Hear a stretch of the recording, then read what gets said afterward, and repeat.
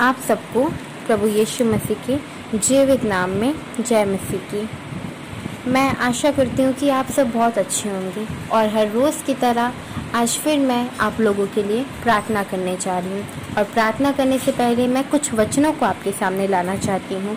यिर्मयाह 9 अध्याय की 23 आयत से लेकर 24 आयत तक लिखा है, यहोवा यो कहता है, बुद्धिमान अपनी बुद्धि पर घमंड ना करे, ना वीर अपनी वीरता पर, ना धनी अपने धन पर घमंड करे, परंतु जो घमंड करे वो इस बात पर घमंड करे कि वो मुझे जानता और समझता है कि मैं ही यहोवा हूँ, जो पृथ्वी पर न्याय और धर्म के काम करता हूँ, क्योंकि मैं इन्हीं बातों से प्रसन्न होता हूँ।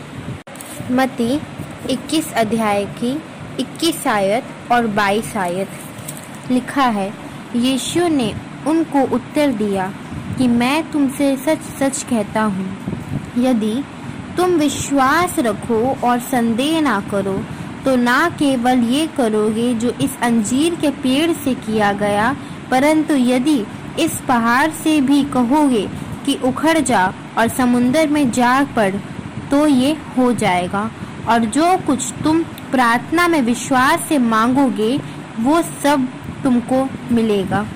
20 अध्याय की 30 से 34 आयत लिखा है, और देखो 2 अंधे जो सड़क के किनारे बैठे थे, ये सुनकर के यीशु जा रहा है पुकार कर कहने लगे कि हे प्रभु दाऊद की संतान, हम पर दया कर। लोगों ने उन्हें डांटा कि चुप करें, पर वे और भी चिल्लाकर बोलने लगे, हे प्रभु दाऊद की संतान, हम पर दया कर। तब यीशु ने खड़े होकर उन्हें बुलाया और कहा, तुम क्या चाहते हो कि मैं तुम्हारे लिए क्या करूं? उन्होंने उनसे कहा, हे प्रभु, ये कि हमारी आंखें खुल जाएं। यीशु ने उन पर तरस खाकर उनकी आंखों को छुआ और वे तुरंत देखने लगे और उसके पीछे हो लिए।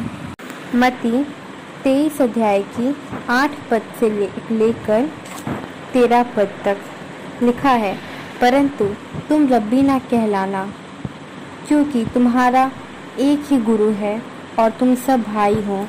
और पृथ्वी पर किसी को अपना पिता ना कहना, क्योंकि तुम्हारा एक ही पिता है जो स्वर्ग में है।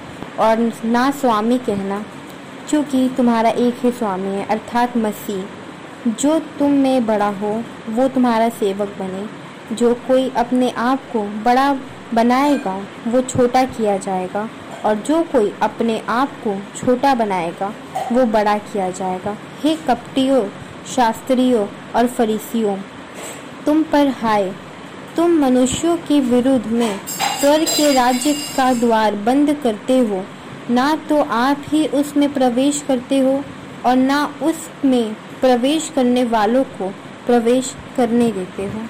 मत्ती 24 अध्याय की 3 आयत से लेकर 31 आयत।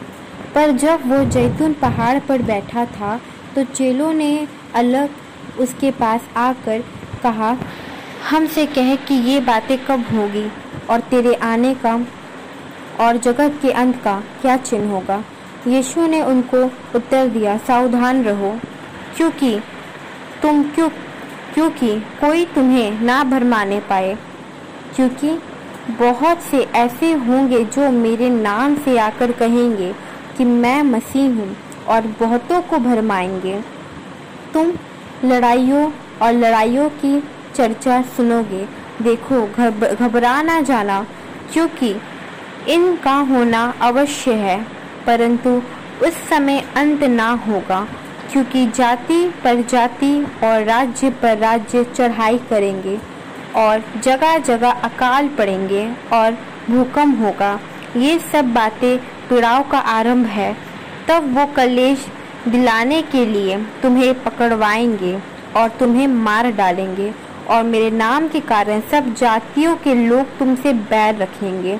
तब बहुतेर ठोकर खाएंगे और एक दूसरे को पकड़वाएंगे और एक दूसरे से बैर रखेंगे। और बहुत से झूठे भविष्यवक्ता उठ खड़े होंगे और बहुतों को भरमाएंगे, और अधर्म के बढ़ने से बहुतों का प्रेम ठंडा हो जाएगा, परंतु जो अंत तक धीरज रखेगा उसी का उद्धार होगा।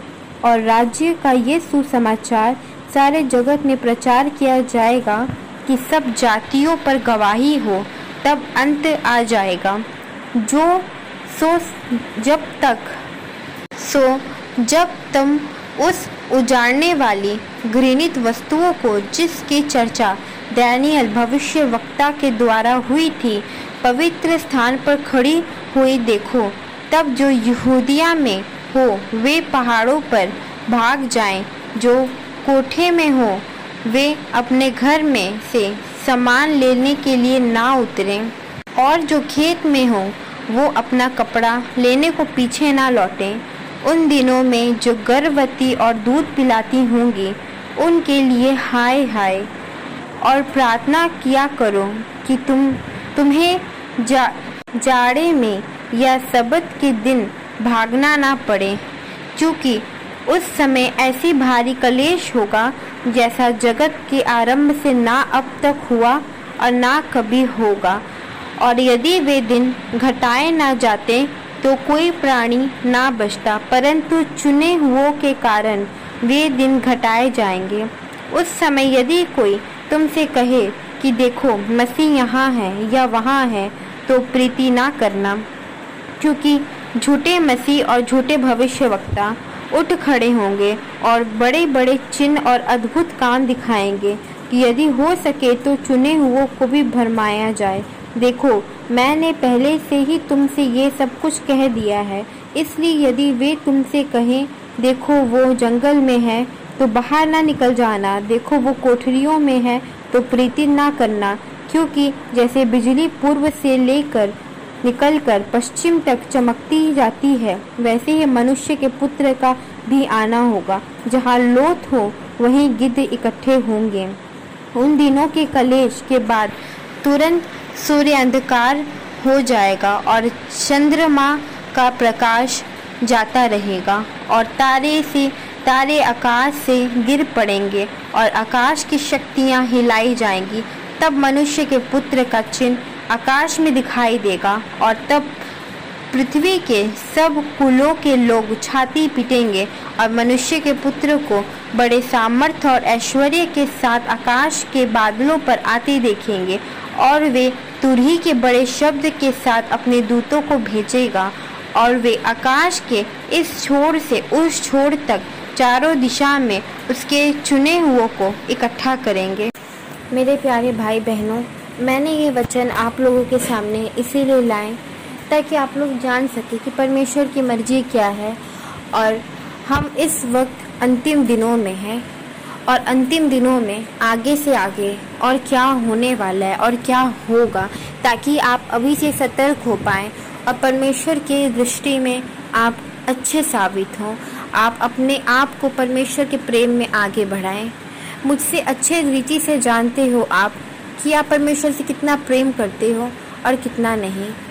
आप अपने आप को परखो, आप अपने आप को जानो कि आप इस वक्त कहाँ हो। क्या आप परमेश्वर की नज़र में महान हो या फिर नहीं?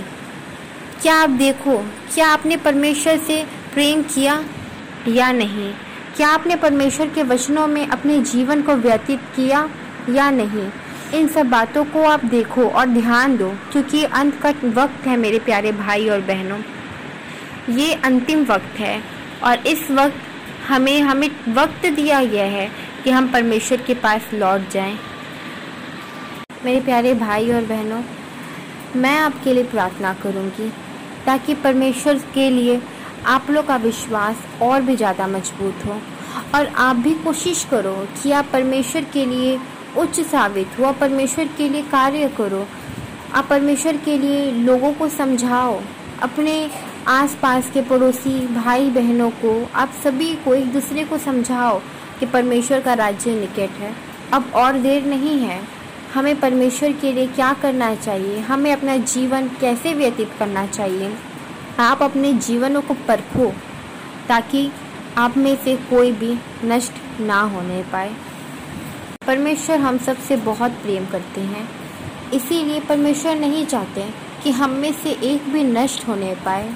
इसीलिए परमेश्वर के द्वारा मुझे आज ये वचन परमेश्वर ने दिया ताकि मैं आप लोगों को बता पाऊँ, ताकि हम सब अपने जीवन को परमेश्वर के लिए यूज़ कर पाएँ, परमेश्वर को देने पाएँ, ताकि जब परमेश्वर बादलों में आए तो परमेश्वर हम सब को अपने साथ लेके जाएं। एक भी इंसान, एक भी प्यारे मेरे भाई बहनों, आप में से कोई भी एक भी यहाँ ना रहने पाए।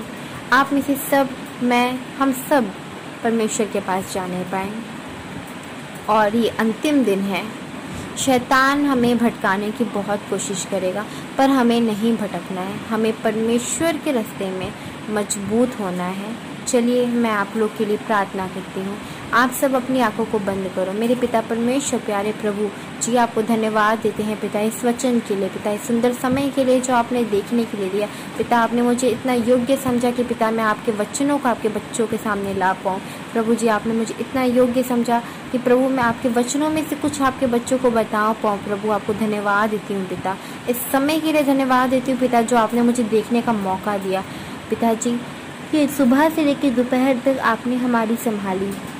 प्रभु जी, आपने पिता हमें अच्छा भोजन दिया, अच्छे कपड़े दिए, अच्छे से रखा, हमारा आज का दिन पार लगाया, हर कठिनाई, हर परेशानी, हर दुख, हर तकलीफ से बचाए रखा। मेरे प्यारे पिता, आपको धन्यवाद देते हैं। प्रभु जी, आपके बच्चों को आपके हाथों में देते हैं। पिता, आप अपने बच्चों को संभालो। पिताजी, अंत के दिनों में मेरे प्यारे पिता परमेश्वर, आप अपने बच्चों को विश्वास में मजबूत बनाओ। प्रभु जी, आप अपने बच्चों को आशीषित करो, अपने बच्चों को पवित्र आत्मा जी दो, ताकि प्रभु आपके बच्चे जान पाए कि आप उनसे क्या चाहते हैं और उन्हें अपना जीवन किस तरह व्यतीत करना चाहिए। पिता, उन्हें उनका जीवन दिखाओ प्रभु, उनके कार्य उनके सामने प्रकट करो, ताकि पिता वो अपने जीवन में बदलाव पाने पाएँ। पिता, ताकि अपने जीवन को बदलने पाएँ। प्रभु जी, उन्हें प्रार्थना का जीवन दो। मेरे प्रभु जी, उनको प्रार्थना में स्ट्रांग बनाओ, क्योंकि हमारा हथियार पिताजी प्रार्थना है। अब प्रभु जी, अब अपने बच्चों को पिताजी प्रार्थनाएं मजबूत बनाओ, उनके ऊपर अपने कार्य प्रकट करो, उनके ऊपर अपनी इच्छा प्रकट करो प्रभु जी, ताकि आपके बच्चे आपके सामने, आपकी उपस्थिति में, आपके नज़दीक रहने पाए। प्रभु जी, मैं प्रार्थना करती हूँ आपके बच्चों को जो भी बीमारियाँ हैं प्रभु जी, पिता जो भी मेरी इस प्रार्थना को सुन रहे हैं, उनको जो भी बीमारियाँ हैं, जो भी तकलीफ़ है, जो भी पिताजी प्रॉब्लम है, मुझसे अच्छा आप जानते हो प्रभु जी। उनकी प्रॉब्लम्स को मैं आपके हाथों में देती हूँ, उनकी तकलीफ़ों को मैं आपके हाथों में देती हूँ, उनके जीवन को आपके हाथों में देती हूँ। पिताजी, आप उन्हें संभालो और अपने आप आशीष से उन्हें भर दो, ताकि परमेश्वर मेरे प्यारे पिता प्रभु वो एक गवाही बन के आपके सामने खड़े होने पाए। प्रभु जी, एक बहुत बड़ी गवाही आपके बच्चे आपके सामने खड़े होने पाए। प्रभु जी, मैं इस दोपहर को आपके हाथों में सौंपती हूँ, आप संभालो पिताजी, और आपके बच्चों को आपके हाथों में सौंपती हूँ। पिताजी, मैं आशा करती हूँ कि आज की प्रार्थना के द्वारा प्रभु जी आप अपने पवित्र आत्मा अपने बच्चों को दोगे, क्योंकि पिताजी आप पवित्र आत्मा देने वाले परमेश्वर हैं। प्रभु जी, आप प्रार्थनाओं को उत्तर देने वाले परमेश्वर। अब प्रभु, मेरा पूरा विश्वास है कि आप अपने बच्चों में से किसी को भी नष्ट नहीं होने दोगे। अब प्रभु जी, इसलिए आपको धन्यवाद देते हैं। अब पिताजी, छोटी सी विनती प्रार्थना प्रभु यीशु मसीह के नाम से मांगते हैं, आमीन।